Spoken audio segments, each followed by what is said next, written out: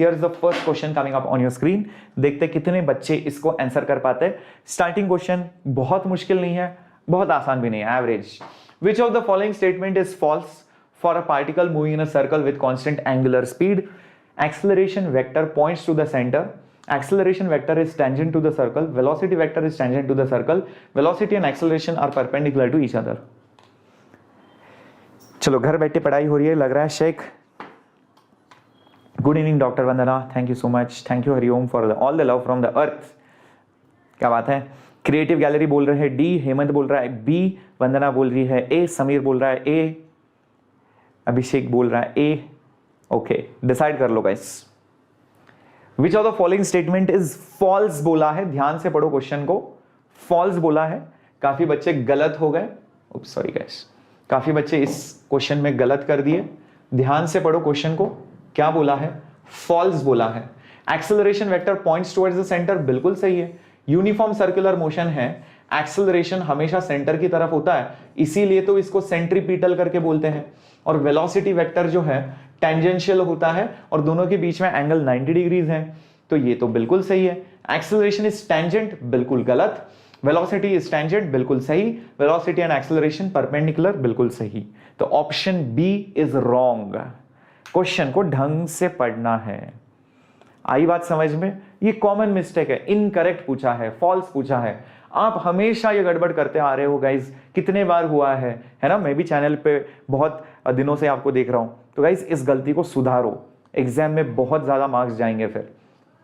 For the acceleration time graph shown, अच्छा ये velocity लिख दिया गलती से, बट ये एक्चुअल में एक्सेलरेशन है, इसको भूल जाओ, ये वेलोसिटी नहीं है, ये एक्सेलरेशन है, ठीक है, ये एक्सेलरेशन है।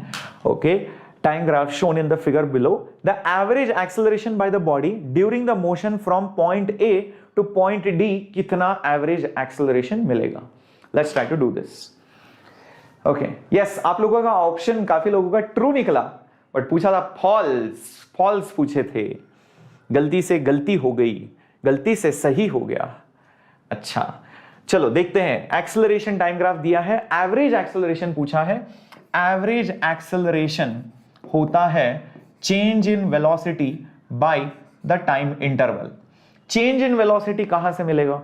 अच्छा, ये एक्सेलरेशन टाइम का ग्राफ है ना, तो आपको पता है ना ये एरिया अंडर एक्सेलरेशन टाइम क्या देता है? इसका जो एरिया होता है वो एरिया क्या देता है? चेंज इन वेलोसिटी देता है। आपको याद होगा, area under velocity time change in position यानी कि displacement, area under acceleration time change in velocity. अब एरिया ऑफ अ ट्रेपेजियम जानते हो क्या? ये ट्रेपेजियम है, ये मत करना triangle plus rectangle plus triangle, time चला जाएगा, आंसर आएगा, टाइम ज्यादा लगेगा। एरिया ऑफ अ ट्रेपेजियम, ये एक ट्रेपेजियम है, ट्रेपेजियम, ट्रेपेजियम यानी कि दो साइड्स पैरेलल, उसका एरिया क्या होता है? Half into the sum of parallel sides into the height of the trapezium.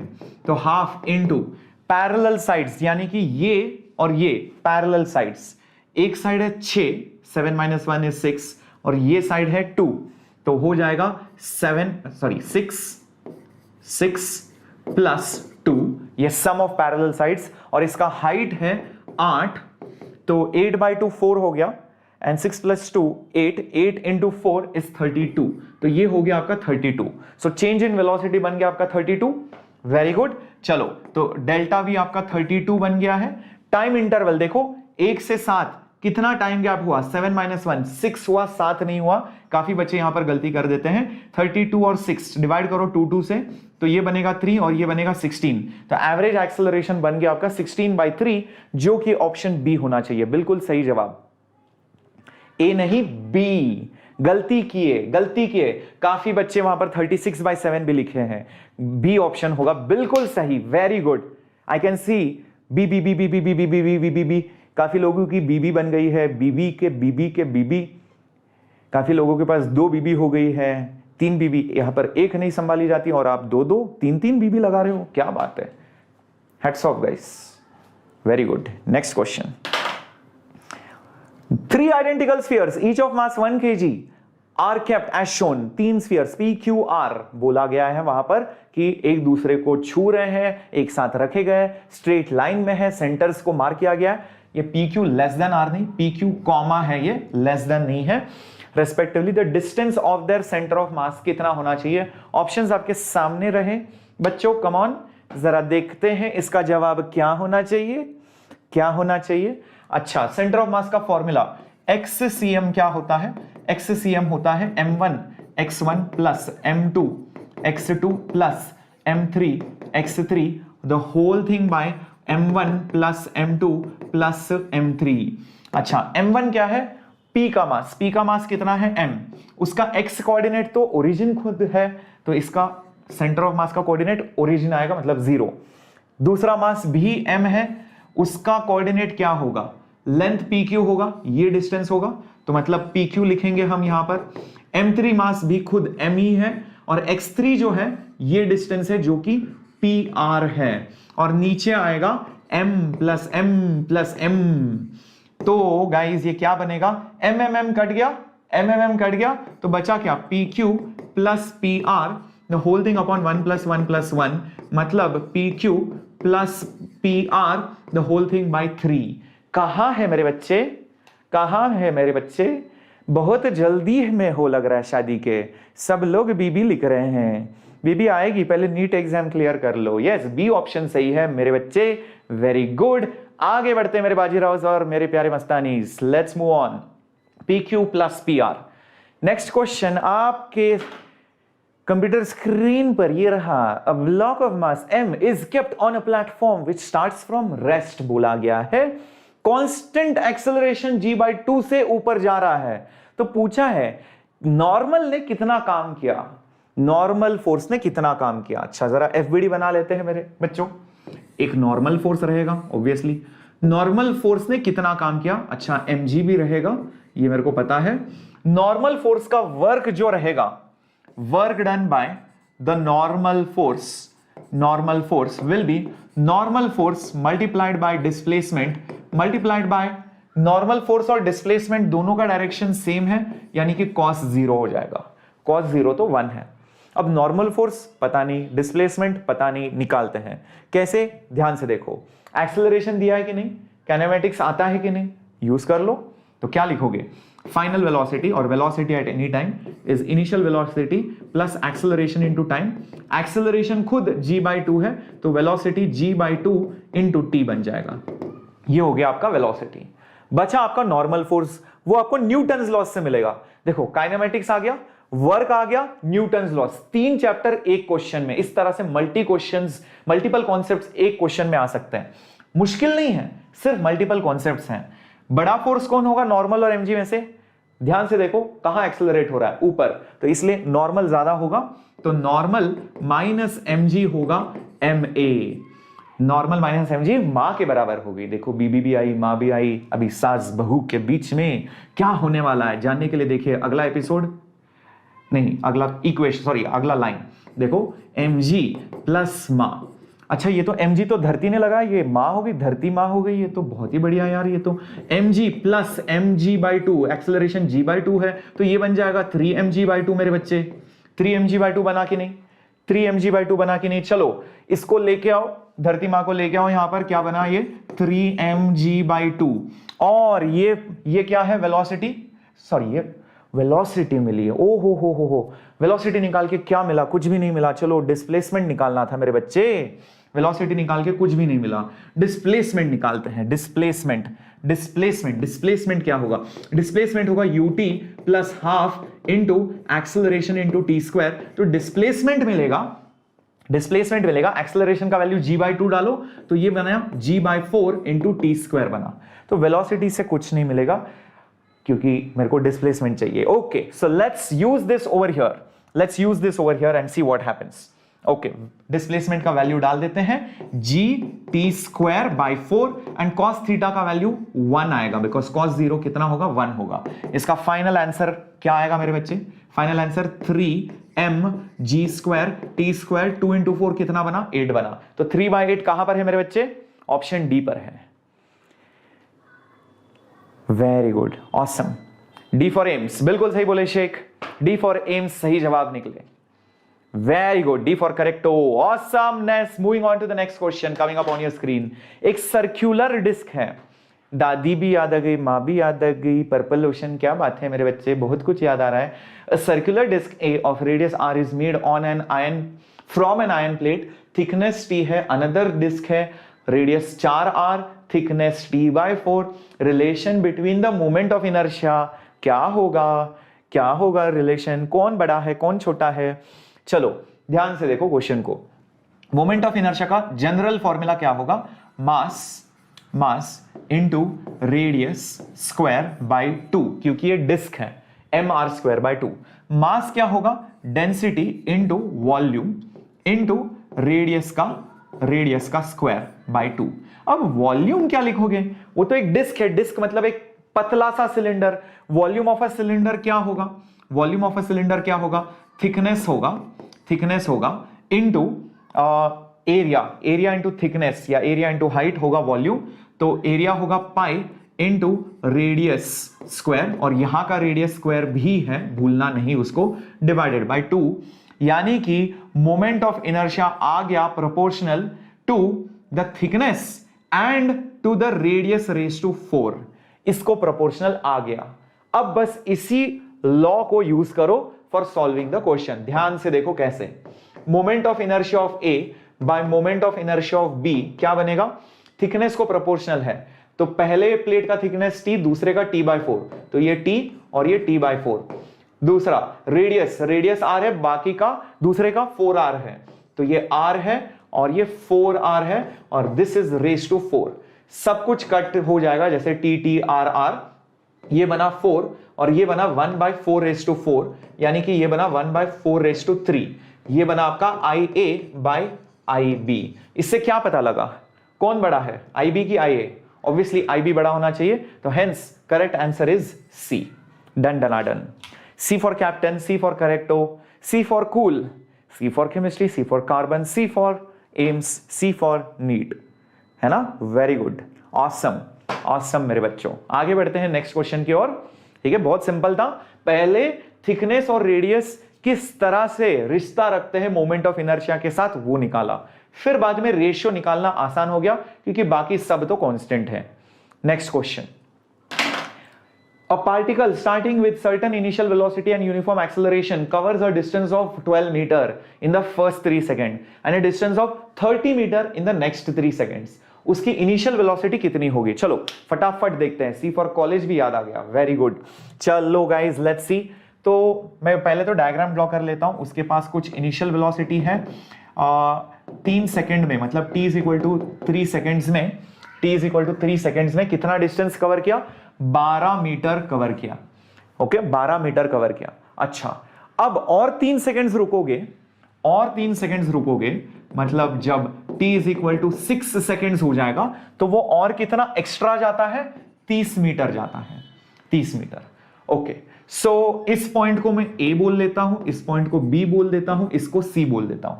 तो सबसे पहले a और b के बीच में, a और b के बीच में कुछ एक इक्वेशन लगा के देखते हैं। कौन सा लगा सकते हैं, जरा देखो।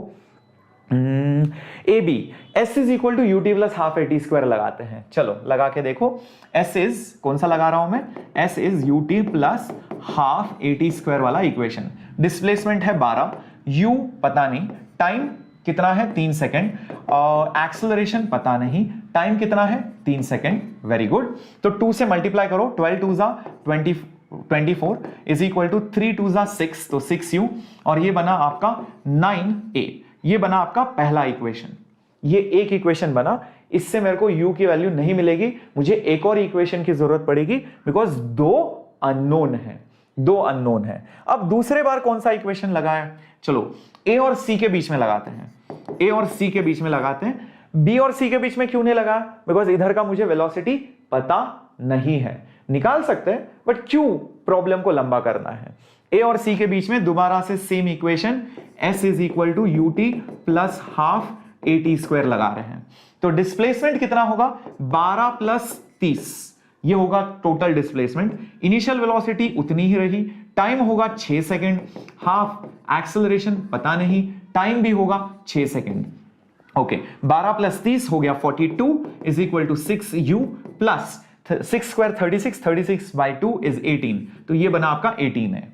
अच्छा, अब मेरे को यहां से पता है क्या दिख रहा है, यहां से मेरे को क्या दिख रहा है, इन दोनों को सब्ट्रैक्ट कर सकते हो आप, दिख रहा है कि नहीं दिख रहा है, इन दोनों को सब्ट्रैक्ट कर सकते हो। चलो इन दोनों इक्वेशंस को लो और subtracting both of them, subtract करो दोनों को, इन दोनों को सब्ट्रैक्ट करोगे तो बनेगा 42 minus 24, 6u minus 6u 0, 18a minus यहां पर 18a माइनस 9a बना, 42 माइनस 24 इज 18, यहां पर बना 9a, मतलब एक्सेलरेशन बना 2 मीटर्स पर सेकेंड स्क्वायर। क्वेश्चन में पूछा है वेलोसिटी, कोई बात नहीं, एक्सेलरेशन का वैल्यू इधर डाल दो, एक्सेलरेशन का वैल्यू आप इधर भी डाल सकते हो, इधर भी डाल सकते हो। तो इक्वेशन क्या बनेगा, ध्यान से देखना मेरे बच्चों, 24 is equal to 6u plus 9 into 2, तो 24 is equal to 6u plus 18, तो मतलब यहां पर 24 minus 18 is nothing but 6, 6 is equal to 6u, मतलब u is equal to 1 metre per second. ये आपका उत्तर बन गया।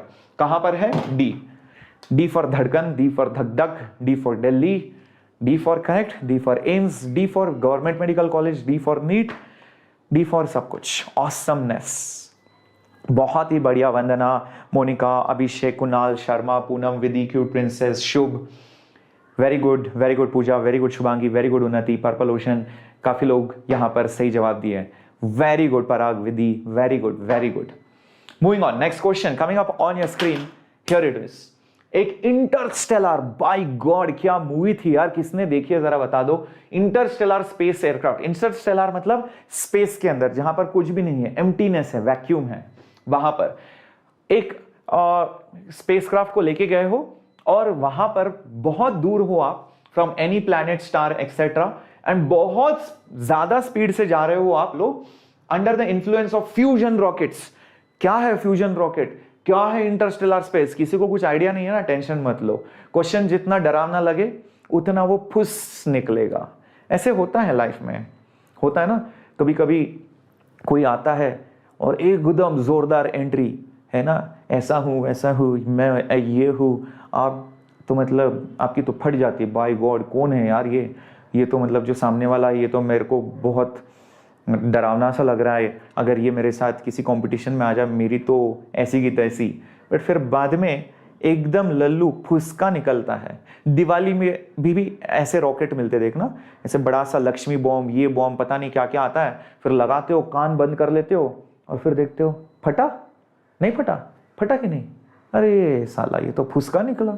वैसा ही ये सवाल है फुसका, ये दिवाली का वो बम है जो फटता नहीं है, ठीक है, सिर्फ डरावना दिखता है।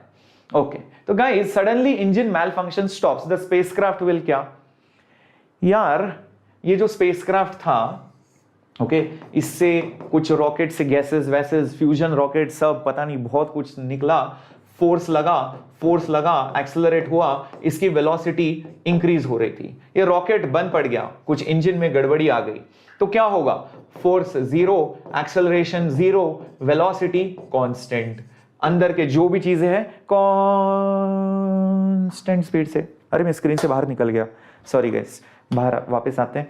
It keeps moving with constant speed, है ना। लकीली यहां पर दीवार है, नहीं तो मेरे को आइडिया ही नहीं लगता, मैं पता नहीं दूसरे ही कमरे में चला जाता। देखो इतना मग्न हूं मैं। Let's move on to the next question guys. ये न्यूटन्स फर्स्ट लॉ के ऊपर बेस्ड था और कुछ नहीं। Net force is 0, it moves with constant velocity. ऐसे नहीं कि जाके आप सामने जाके गिरोगे, ऐसा कुछ भी नहीं। नेक्स्ट क्वेश्चन क्या है जरा ध्यान से देखो। Okay, a gun fires 2 bullets 60 degrees and some angle with horizontal. The bullet strikes at the same horizontal distance. Ratio of the maximum height of the two bullets is in the ratio of, ध्यान से देखो, अच्छा इसका answer क्या होगा मेरे बच्चों, जरा सोचो। एक प्रोजेक्टाइल 60 डिग्रीज ऐसे जाके ऐसे गिरा, ये 60 डिग्रीज। ऐसा कब होता है जब रेंज सेम हो जाए। रेंज सेम तब होता है जब एंगल्स कॉम्प्लीमेंट्री हो। सेम हॉरिजॉन्टल रेंज मतलब complementary angles. Complementary angle, complementary समझते हो ना, 30 तो 60, 45 45, 20 70, so things which add up to give you 90 degrees perpendicular. तो दूसरा एंगल होगा 30 डिग्रीज, उसका रेंज भी उतना ही होगा, उसका रेंज भी उतना ही होगा। पूछा है मैक्सिमम हाइट का रेशियो क्या होगा।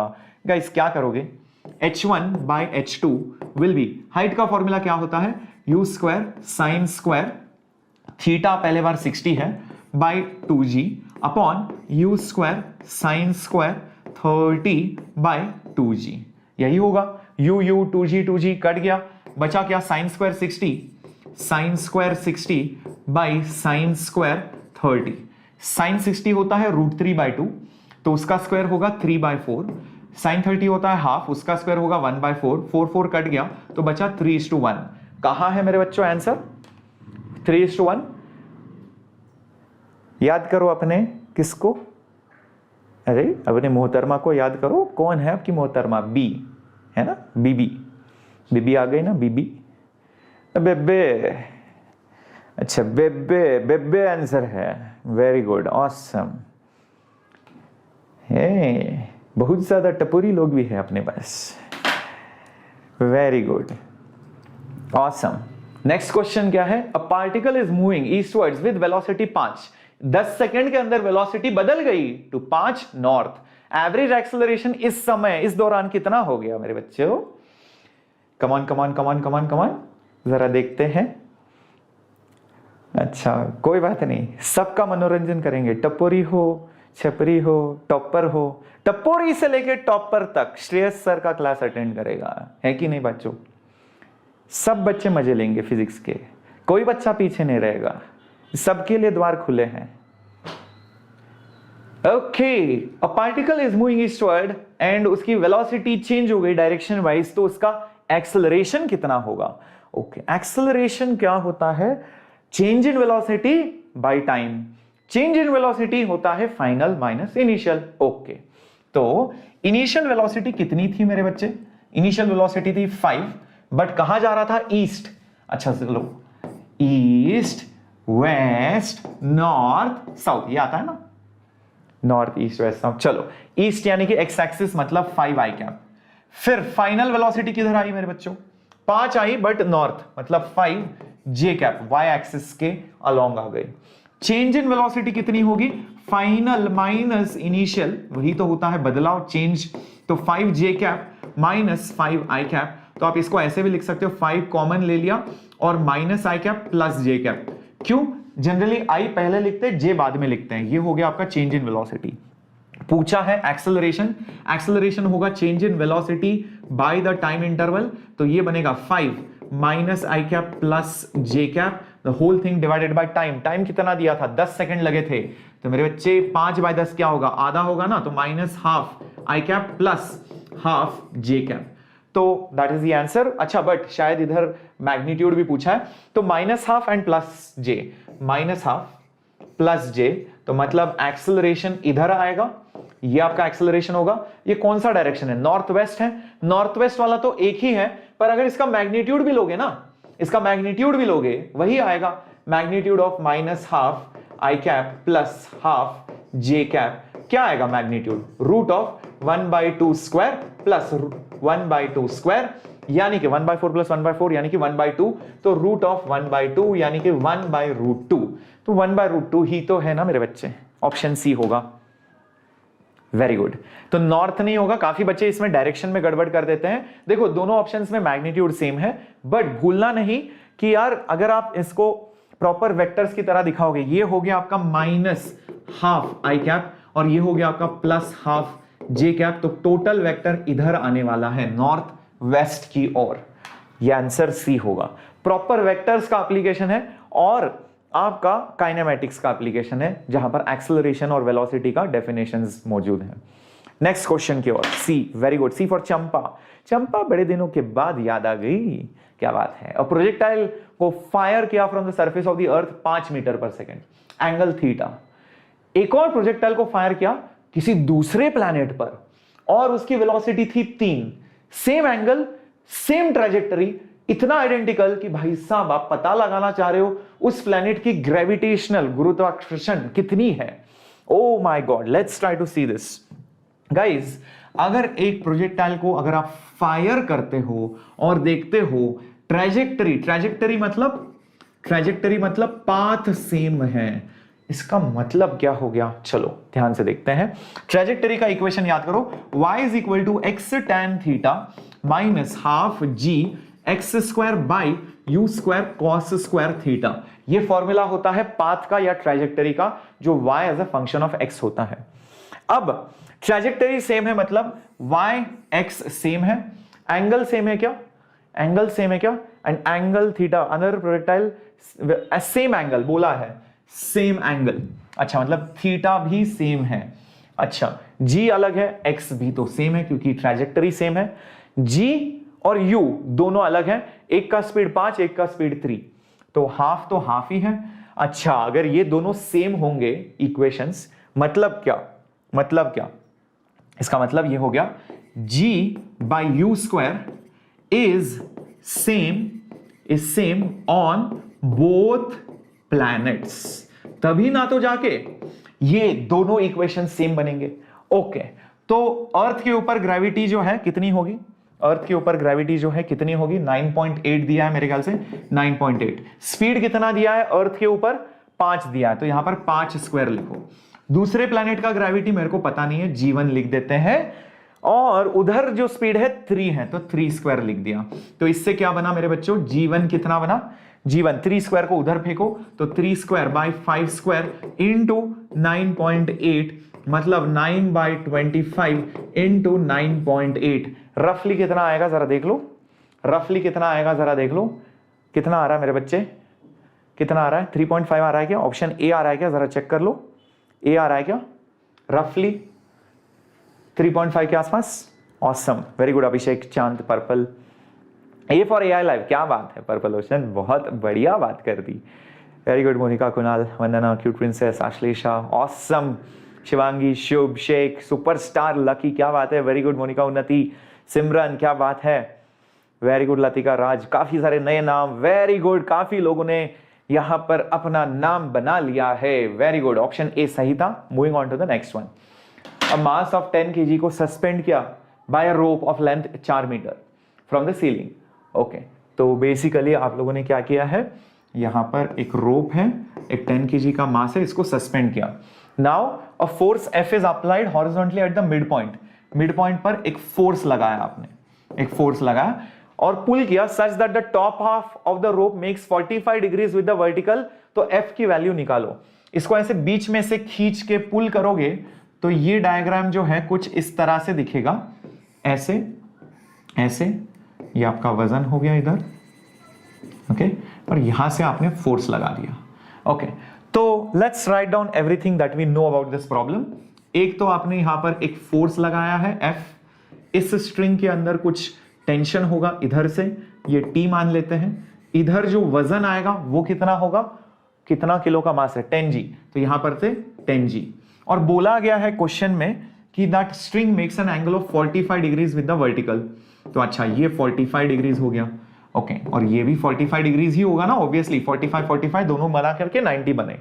तो गाइज अब क्या करोगे, ध्यान से देखो, ध्यान से देखो, क्या करोगे आप क्या करोगे, फोर्स किसको बैलेंस करेगा, टेंशन के कंपोनेंट को, फोर्स टेंशन के कंपोनेंट को बैलेंस करेगा, तो T का cos 45 किसके बराबर होगा, F के बराबर होगा, और T का और एक cos 45 कंपोनेंट, T का cos 45 कंपोनेंट वो 10g को बैलेंस कर रहा होगा। ये हो गया आपका x डायरेक्शन में, ये हो गया आपका y डायरेक्शन में। देख रहे हो LHS सेम है, मतलब क्या, मतलब क्या, F और 10g दोनों भी सेम होने चाहिए, तो F is basically 10g, g का वैल्यू 10 होता है यानी कि 100 न्यूटन। 100 न्यूटन कहां पर है, ऑप्शन ए पर है, very good, awesome, option A is correct, very good, awesome मेरे वॉरियर्स, आप आज फोड़ रहे हो। मैकेनिक्स तो आपका आज मतलब प्रॉपर एक रॉक स्टार यूनिट बनने वाला है। इसी तरह से बाकी के यूनिट के भी जो सारी इंपॉर्टेंट यूनिट्स हैं उसका अपन मॉक टेस्ट कंडक्ट करेंगे, don't worry. Okay very good, let's move on to the next question coming up on your screen. देखो क्या करते हैं इस क्वेश्चन में, एक यूनिफॉर्म सॉलिड सिलेंडर को रोल किया आपने and it is pulled on a horizontal surface parallel to the surface applied at its centre. Acceleration of the cylinder को A बोला गया है, it is rolling without slipping, value of the force पूछा गया है। तो let's try to draw the diagram. ये आपका सॉलिड सिलेंडर बना, ये आपका सरफेस बना। ओके, फिर क्या बोला है, एक फोर्स को अप्लाई किया है parallel to the surface and at the centre. Okay, यहां पर आपने एक एक्सटर्नल फोर्स को लगाया, उस सिलेंडर का एक्सेलरेशन a दिखाई दे रहा है, इसका मतलब उसके पास एंगुलर एक्सेलरेशन भी होगा। इसके अलावा उसके ऊपर बाकी के mg नॉर्मल वाले फोर्सेस भी तो होंगे, बट उनका ज्यादा लेन देन नहीं है क्योंकि वो वर्टिकल में है, हॉरिजॉन्टली तो वो एक्ट नहीं कर रहे हैं, उसको भूल सकते हो। पूछा है f का वैल्यू क्या है, क्या फ्रिक्शन होगा कि नहीं होगा, क्या फ्रिक्शन होगा कि नहीं होगा, ऑब्वियसली होगा। कल वाला सेशन प्रीमियर होगा, it will be a short session. आपको कुछ ऐसे ट्रिक्स बताऊंगा जिससे आपकी आंखें खुली की खुली रह जाएगी। ओके, होगा तो फ्रिक्शन कहां होगा, राइट या लेफ्ट। अच्छा ध्यान से देखो, क्या ये F टॉर्क लगा रहा है, क्या ये फोर्स टॉर्क लगा रहा है, बिल्कुल नहीं। क्यों, क्योंकि वो सेंटर से पास हो रहा है। क्या mg या नॉर्मल टॉर्क लगा रहे हैं, बिल्कुल नहीं, क्योंकि वो भी सेंटर से पास हो रहे हैं। तो ये बताओ कि कौन है वो बदमाश जो ये एंगुलर एक्सेलरेशन करवा रहा है, क्योंकि अगर एक्सेलरेशन है एंगुलर वाइज तो टॉर्क भी तो होना चाहिए, तो टॉर्क फ्रिक्शन से आएगा। तो फ्रिक्शन का टॉर्क अगर ऐसे होगा तो क्या फ्रिक्शनल फोर्स आगे लगेगा या पीछे लगेगा, अगर आगे लगेगा तो फ्रिक्शन का टॉर्क एंटी क्लॉकवाइज होगा। अरे मेरे बच्चे, अल्फा तो क्लॉकवाइज है, तो इसीलिए फ्रिक्शन जो है पीछे लगेगा। ये बना आपका फ्रिक्शनल फोर्स। आई बात समझ में, आई बात समझ में, वेरी गुड। तो फ्रिक्शन आगे क्यों नहीं लगा, अगर लगता तो सोचो उसके कारण टॉर्क ऐसे होता, टॉर्क ऐसे है तो एंगुलर एक्सेलरेशन भी एंटी क्लॉकवाइज होता, पर क्योंकि ये स्फीयर ऐसे जा रहा है तो उसका एंगुलर एक्सेलरेशन भी क्लॉकवाइज होना चाहिए, तो इसलिए फ्रिक्शन पीछे होगा। आई बात समझ में, वेरी गुड। चलो टॉर्क का इक्वेशन लिखते हैं, net torque is equal to moment of inertia into alpha. Torque होगा R into frictional force, moment of inertia क्योंकि सॉलिड सिलेंडर बोला है mr²/2, अल्फा अल्फा अल्फा को लिख सकते हैं a/r, है ना, रोलिंग विदाउट स्लिपिंग, मतलब alpha is a/r। R R R R R R R R R R R cut गया, है ना, R R R R R cut गया, तो बचा क्या, ma/2, ma/2 हो गया। ओके, तो अब क्या करोगे, अरे ये फोर्स पूछा ही नहीं है, पूछा है बड़ा F। अच्छा, बड़ा F को कैसे निकालोगे, बड़ा F को कौन सा कैसे निकालोगे, हाँ, net force is equal to mass into acceleration. Newton भैया याद आ गए कि नहीं, net force is equal to mass into acceleration. कहां एक्सेलरेट हो रहा है, इधर। बड़ा फोर्स कौन होगा, कैपिटल F, छोटा फोर्स स्मॉल f, तभी तो ना जाके वो इधर एक्सेलरेट हो रहा होगा। तो F minus F is equal to ma हो गया कि नहीं, तो F माइनस फ्रिक्शनल फोर्स कितना है, ma/2 is equal to ma, तो basically F is equal to 3/2 ma हो गया कि नहीं, जो कि है ऑप्शन ची। ची ची है मेरे बच्चे, ची ची ऑप्शन है, वेरी गुड, हो गया। सी फॉर चॉकलेट, याद मत दिलाओ, मैंने कसम खाई अभी आगे 3-4 हफ्तों तक तो मैं चॉकलेट नहीं खा रहा हूँ। मेरा बर्थडे आने तक अगले महीने मैं नहीं चॉकलेट खाने वाला हूँ, ठीक है। आज ही मैंने थोड़ा सा मतलब प्रण टाइप का लिया है, बट बहुत मुश्किल है। एक्सेप्शंस, किसी का बर्थडे पार्टी होगा तो उसमें तो मना नहीं कर सकता ना, बेचारे का दिल दुख जाएगा, ऐसे थोड़ी ना करेंगे, ठीक है। बर्थडे पार्टी में खाऊंगा, बट बाकी और जगह पर नहीं। चलो आगे बढ़ते हैं नेक्स्ट क्वेश्चन की ओर। क्या है मेरे बच्चे, गन को एम क्या है, गन का एम है हॉरिजॉन्टल टारगेट की ओर, और आधे सेकंड के बाद बुलेट टारगेट को रीच करता है, पर वो टारगेट को x metre below the aim shoot कर देता है, तो x की वैल्यू निकालो। Thank you Hariom.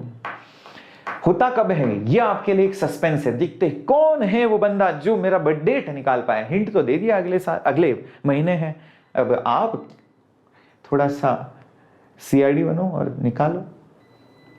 9 जुलाई, very good, high five, but मेरा 9 जुलाई को नहीं है, चलो एक डेट तो हट गया। ओके, सो गन को एम किया हॉरिजॉन्टली टारगेट के ऊपर, अच्छा ऐसे एम किया, और ये टारगेट है, कुछ भी हो सकता है ये T, पर ग्रेविटी तो होता है ना, तो ग्रेविटी के कारण क्या हो गया, ग्रेविटी के कारण वो इधर आके टकरा गया। तो ये जो डिस्टेंस है ये x है, ये एक्चुअल पाथ है, ये एक्चुअल पाथ है।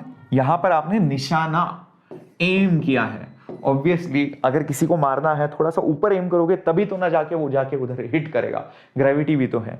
तो ये जो x है किस वजह से आया है, ग्रेविटी की वजह से। तो इसका मतलब दिस डिस्प्लेसमेंट, सोचो अगर if there was no gravity, if gravity was zero, then the displacement will be ut, okay, ut plus half into 0 into t square, मतलब केवल ut होता, डिस्प्लेसमेंट होता अगर ग्रेविटी जीरो होता तो।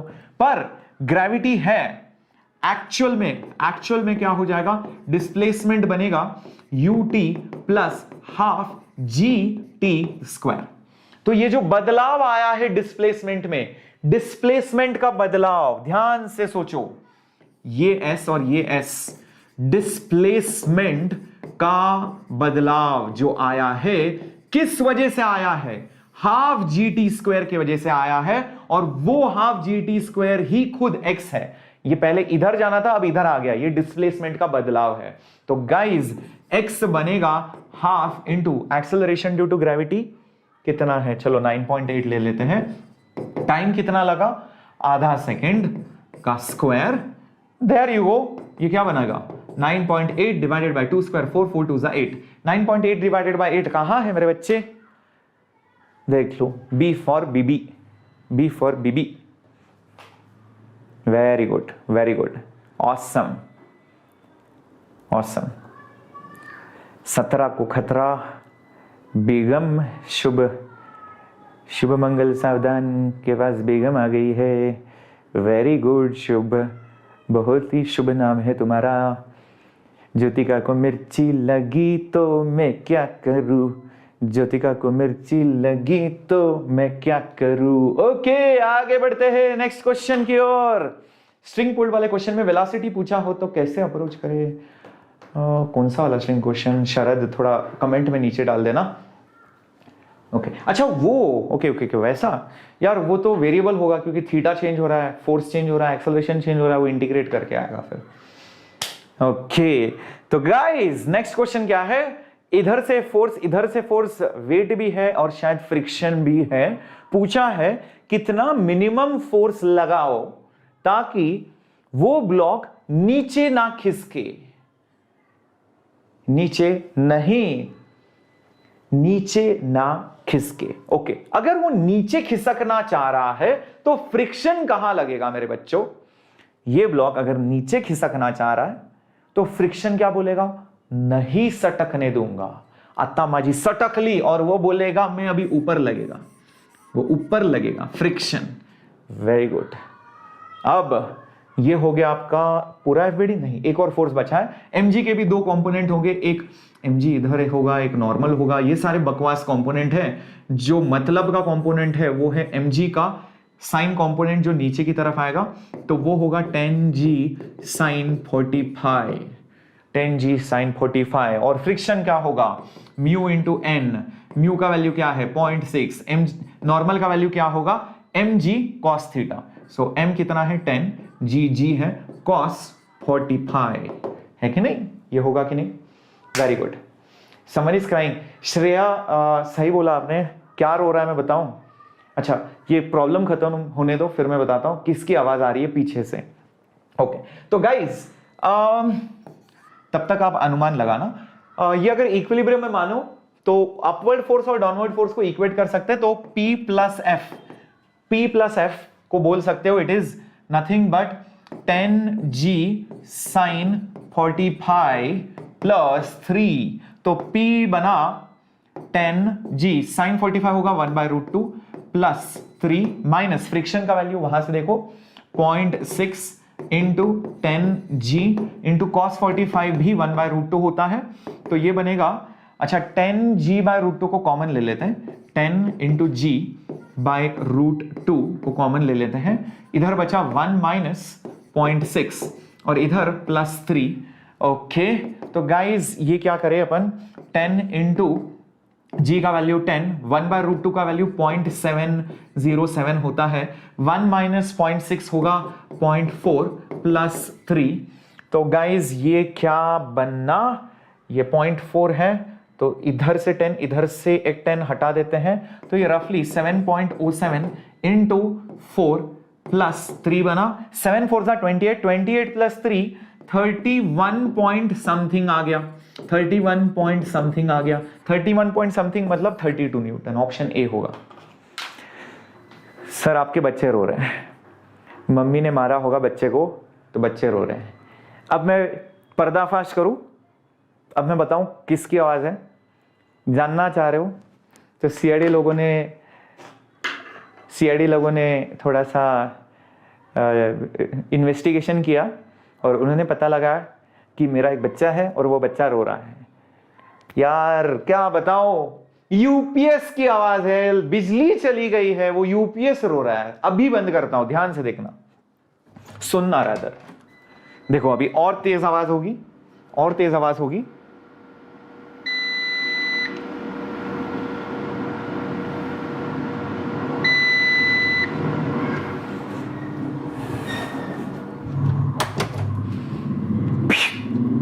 खत्म, खलास, खलास किया अपन ने, बच्चे की जान ली मैंने, बच्चे की जान ली है ना, हो गया। अभी अपन आगे बढ़ते हैं। ओके ठीक है। कौन था यार वो लोग जो बोले कि वो बच्चा ऐसा रोता है क्या, एकदम सिस्टमेटिक पीरियोडिक मोशन, ऐसे थोड़ी ना रोते यार बच्चे, उनका कोई टाइम पीरियड नहीं होता, उनका कोई फ्रीक्वेंसी नहीं होता। बच्चे रो रहे थे, अच्छा ऐसा। अरे वो अच्छा, मेरे अपार्टमेंट के बाहर भी कुछ बच्चे खेल रहे होगा कुछ, वो हर रोज कुछ ना कुछ पिटाई किसी की करते रहते हैं, तो वो भी रो रहे होंगे, मतलब वो उनका अलग सीन चलता है। हमारे अपार्टमेंट के बाहर एक अलग ही दृश्य चलता है, उसके बारे में बात नहीं करते हैं। अच्छा ये क्वेश्चन देखो जरा, सेंटर ऑफ मास का क्वेश्चन है। The coordinates of centre of mass of a uniform flag shaped lamina thin flat plate of this mass, coordinates किधर रहेंगे? ओके इस तरह के क्वेश्चन में जनरली कॉन्सेप्ट ये होता है कि आप बड़े मास में से छोटे मास को सब्ट्रैक्ट करो। तो अगर आप ध्यान से देखो, ये एक बड़ा मास हो गया, ये एक बड़ा मास हो गया, ओके, और उधर से आप एक छोटे मास को सब्ट्रैक्ट कर सकते हो, जैसे कि ये, ओके, ये छोटे मास का विड्थ होगा, ये 1 है, ये 2 मतलब ये विड्थ 2 होगा, ये 0 से लेके 2 मतलब इसका हाइट 2 होगा, ओके। और वो जो बड़ा रेक्टेंगल है उसका हाइट होगा 0 से 3, और ये पूरे बड़े रेक्टेंगल का बेस होगा, ओ सॉरी ये 2 नहीं होगा, ये 1 होगा, ये 2 होगा, ये मैंने गलती से 2 लिख दिया, ये 1 होगा, ओके, ये 1 होगा, ओके। इधर तक ठीक है, इधर तक ठीक है मेरे बच्चों, ओके ना, ओके। काफी आपका एंटरटेनमेंट अलग सा चल रहा है, मेरे को बाद में जाके चैट देखना पड़ेगा, ओके। सो गाइस ये हो गया। Now the centre of mass of the remaining thing, so x coordinate of the centre of मास क्या होगा, ध्यान से देखो, वो होगा m1 x1 बाई m1, और यहां पर माइनस m2 x2 जिसको आपने निकाला है माइनस m2, ठीक है, ये फॉर्मूला बनेगा। अब हर एक वैल्यू को अगर आप सब्स्टिट्यूट करोगे ना, आपको x मिल जाएगा, वैसे ही y भी मिल जाएगा। मैं आपको एक कोऑर्डिनेट निकाल करके दिखा देता हूं, दूसरा कोऑर्डिनेट आप खुद से निकाल लो। तो गाइस सबसे पहले मासेस का रिश्ता क्या होगा, मास प्रोपोर्शनल टू एरिया होगा, ये चीज समझ लो, समझते हो कि नहीं? मास जो है will be proportional to the area, जितना ज्यादा एरिया, बिकॉज यूनिफॉर्म प्लेट है, उतना ज्यादा मास। तो ऐसे सोचो कि mass is some constant times of area. तो अगर बड़े प्लेट का बात करें, जो हरा वाला है, जो सबसे बड़ा, तो उसका मास m1 जो है it will be k into उसका एरिया जो कि होगा 3 into 2, so 3 into 2 basically it will be 6k, so m1 बना 6k। नेक्स्ट m2 जो मास आपने निकाला है वो होगा k इंटू उसका एरिया जो कि होगा 1 इंटू 2 मतलब होगा 2k, तो ये बना आपका m2, ओके। अब x1 एंड x2 क्या है, ध्यान से देखो, x1 है x coordinate of the centre of mass of the बड़ा प्लेट, बड़ा प्लेट का सेंटर ऑफ मास यहां पर कहीं तो होगा, ये centre of mass of the first बड़ा वाला प्लेट होगा, और x2 जो है centre of mass of the छोटा प्लेट जो आपने निकाला है, उसका सेंटर ऑफ मास यहां पर कहीं तो होगा, ये होगा centre of mass of that plate which has been removed, okay. तो ये सेंटर ऑफ मास का एक्स कोऑर्डिनेट क्या होगा, सोचो, इस सेंटर ऑफ मास का एक्स कोऑर्डिनेट क्या होगा, देख लो, एक्स कोऑर्डिनेट होगा 1 मीटर। और जो दूसरा मास है ये सेंटर ऑफ मास 2, उसका एक्स कोऑर्डिनेट कितना होगा, x2 देख लो, ये होगा 1 + 0.5, ये इस प्लेट के आधे डिस्टेंस पर होगा, तो 1 + 0.5 यानी कि 3/2 मीटर्स होगा। बस अब इन सब वैल्यूज को सब्स्टिट्यूट करो मेरे बच्चों, आंसर मिल जाएगा। तो m1 कितना है 6k, x1 कितना है 1, राइट 1 है, अपॉन m1 वापस से 6k लिख दिया, और यहां पर आपका आ गया m2 है 2k, x2 है 3/2 माइनस m2 है 2k। ओके, बस अभी इसको नॉर्मली सॉल्व कर लो, देखो कितना आता है। k कट गया, k का कट गया, दिख रहा है कि नहीं, k का कट गया। अच्छा, तो यहां पर नीचे डिनोमिनेटर में 6 - 2 बना 4, और यहां पर क्या बना 6 - 2 कट गया 3, 6 - 3, तो ये बना 3/4 विच इज 0.75 मीटर्स। तो 0.75 मीटर्स एक्स कोऑर्डिनेट बना। तो ऐसे दो ऑप्शंस दिख रहे हैं मेरे को, वैसे ही वाई कोऑर्डिनेट के लिए करो, वैसे ही वाई कोऑर्डिनेट करे करो, आपको आंसर मिल जाएगा। बट ऑब्वियसली वो 0.75 तो नहीं होगा, वो आंसर शायद 1.75 आता है, थोड़ा ऊपर आएगा बिकॉज ये थोड़ा लंबा है, तो 0.75 नहीं आता है, इट कम्स आउट 1.75 सॉल्व करने के बाद। इसको सॉल्व करने के बाद 1.75 आएगा। ये कर लोगे, लॉजिक सेम है, लॉजिक सेम है। बी ऑप्शन कट गया, हमेशा बीबी साथ नहीं देती, कभी चंपा के, ओ सॉरी बी ऑप्शन सही है, मैं बैठ सॉरी, बीबी ने साथ दिया है इस बार। ओके, नेक्स्ट क्वेश्चन, ध्यान से देखो। एक particle falls vertically, strikes an inclined plane making angle 30 inelastically and moves horizontally just after the impact. Coefficient of the restitution पूछा है, डायग्राम को ड्रॉ करते हैं, उसके बिना कुछ भी नहीं बनेगा। ये एंगल 30 डिग्री है। एक पार्टिकल आया ऊपर से, आसमान से आ टकरा, खजूर क्या है, particle falls vertically, okay okay okay, और फिर कोलाइड होने के बाद इनइलास्टिकली हॉरिजॉन्टली निकला बाहर ऐसे। This was initial, this was incident, this was after the collision. Okay, पूछा है रेस्टिट्यूशन कितना है। गाइज, जब भी ऐसे कोलिजन्स हो इनइलास्टिक, तो कोलिजन का कोएफिशिएंट ऑफ रेस्टिट्यूशन का एक फॉर्मूला होता है tan of i by tan of r। ये जो i है it stands for incident angle, और ये जो r है it stands for reflected angle. ये स्टैंडर्ड फॉर्मूला होता है, इससे आपका प्रॉब्लम बहुत आसानी से हो जाएगा। मुरली, मैंने एक स्ट्रैटेजी सेशन बनाया था जिसमें आपको मैंने बताया था कि 150 प्लस कैसे ला सकते हो और जो इंपॉर्टेंट चैप्टर्स क्या है। आप चाहिए तो वीडियो के बाद एक कमेंट कर दो, मैं आपको लिंक जो है उस वीडियो का पिन कर दूंगा, इसी चैनल पर मौजूद है। ओके, या बट प्लीज डोंट स्पैम, ऐसे मत स्पैम करो, कमेंट डाल दो, बिकॉज अभी ये कुछ एक कॉन्सेप्ट चल रहा है, कुछ एक क्वेश्चन चल रहा है। मस्ती अलग चीज है, बट ऐसे स्पैम मत करो। ओके, अब क्या करोगे आप, परपेंडिकुलर्स ड्रॉ करो। अच्छा, ये प्लेन को परपेंडिकुलर ड्रॉ करो, ये बना आपका नॉर्मल, ये बना आपका नॉर्मल। ओके, नाउ ये अगर 30 डिग्री है, ऑब्वियसली ये भी तो 30 डिग्री होगा, ये 30 है तो ये 60 डिग्रीज होगा, ये अगर 60 है, अच्छा तो सोचो ये कंप्लीट 90 होना चाहिए, तो ये 30 होगा। ओके, अब मेरे को मिल गया इंसिडेंट कौन है और रिफ्लेक्टेड कौन है। ये इंसिडेंट एंगल है और ये रिफ्लेक्टेड एंगल है। That's it, problem solve. तो सॉल्व करो अभी इसको। tan ऑफ i कितना है 30 upon tan of 60 degrees. tan 30 होता है 1/√3, tan 60 होता है √3 इंटू √3 3, तो 1/3 आंसर होगा। कहां पर है ऑप्शन, ऑप्शन बी है। अगर ये फॉर्मूला पता नहीं रहेगा फंस जाओगे। मोमेंटम कंजर्वेशन, ई का value, relative speed of separation approach, वो स्प्लिट करना, वेक्टर रेजोल्यूशन, बहुत लंबा फंस जाओगे। तो इसलिए फॉर्मूला पता होना बहुत जरूरी है। ये स्नेल्स लॉ की तरह ही है, केवल फर्क इतना है कि साइन के बजाय टैन आ चुका है। That's all. वापस बीबी ने साथ दिया आज, लग रहा है आज बीबी आप लोगों के साथ है। देखो यार, मजे है, सही है। अच्छा, नेक्स्ट क्वेश्चन क्या है। A spool is pulled horizontally by two equal and opposite forces rough surface पर। तो सही जवाब क्या होगा मेरे बच्चों? एक ही सही जवाब है। देखते हैं, आखिरी क्वेश्चन है आज का, कौन कर पाता है? Come on guys, I am reading,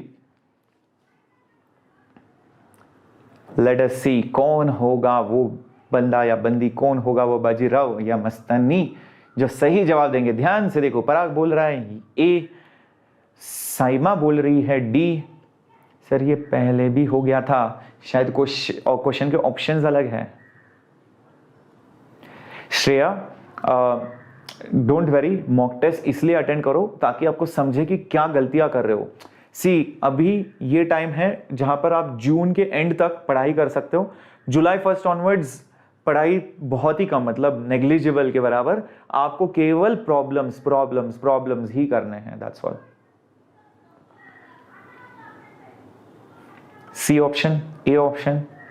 okay, ध्यान से देखो, ये दोनों फोर्स के कारण एक टॉर्क लगा कि नहीं? एक टॉर्क लगा, ऐसा वाला टॉर्क लगा कि नहीं? सो एक डेफिनेटली टॉर्क लगा। टॉर्क के कारण एक ऐसे एंगुलर एक्सेलरेशन आएगा, एंगुलर एक्सेलरेशन आएगा। अगर ऐसे एंगुलर एक्सेलरेशन आएगा, वो इसके ऊपर ऐसे रोल होगा, रोल होगा, इसका मतलब इस तरफ उसका मोशन होगा, इस तरफ उसका एक्सेलरेशन भी होगा। सही बात, सही बात। अगर इधर एक्सेलरेट कर रहा है according to Newton's law, net force is ma, तो ये एक्सेलरेशन दे कौन रहा है? क्योंकि ये फोर्स और ये फोर्स तो कैंसिल हो गए। वो फोर्सेस जो हैं F एक इस तरफ और दूसरा फोर्स इस तरफ कैंसिल हो गए। तो कुछ एक और फोर्स होना चाहिए जो इसका acceleration they towards the right side, क्योंकि ये F और वो F तो कैंसिल हो गए। एक ही फोर्स आ सकता है और वो है फ्रिक्शन। अगर एक्सेलरेट उधर हो रहा है तो फ्रिक्शन भी उधर ही होगा, मतलब फ्रिक्शन आपको इधर दिखाना चाहिए। That is the answer. अब देख लो कौन है वो, बीबी। बीबी बेगम साहिबा, देखो वापिस से साथ दिया, मजे आ गए, very good. No friction acts काफी लोगों को लगता है गलत, ऐसा लगता है कि दोनों फोर्स कैंसिल होंगे। यस, कैंसिल होते हैं, बट टॉर्क कैंसिल नहीं होता, टॉर्क ऐड होता है। तो टॉर्क आने के कारण एक्सेलरेट होता है, एक्सेलरेट होने के कारण फ्रिक्शन लगता है। ये इस प्रॉब्लम का लॉजिक है। सेंटर ऑफ मास रेस्ट पे भी नहीं रहता है, it centre of mass moves towards the right, left गलत होगा।